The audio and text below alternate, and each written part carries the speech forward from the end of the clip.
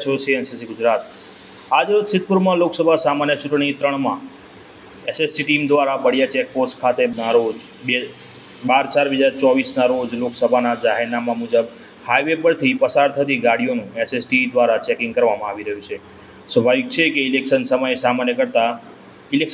સામાન્ય સમય કરતાં ચહેરપહેર થોડી વધતી હોય છે, જેને લઈને લોકલ સિટીમાં અને હાઈવે તેમજ રસ્તા ઉપર નાકાબંધી કરીને ચેકપોસ્ટ બનાવી વાહનોનું ચેકિંગ અવારનવાર થતું હોય છે।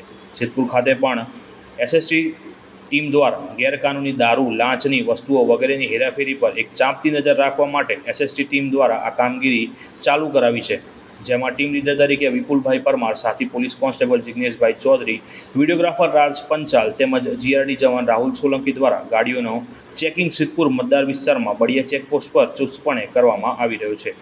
રિપોર્ટર ધ્રુવ કુમાર દવે, સિદ્ધપુર।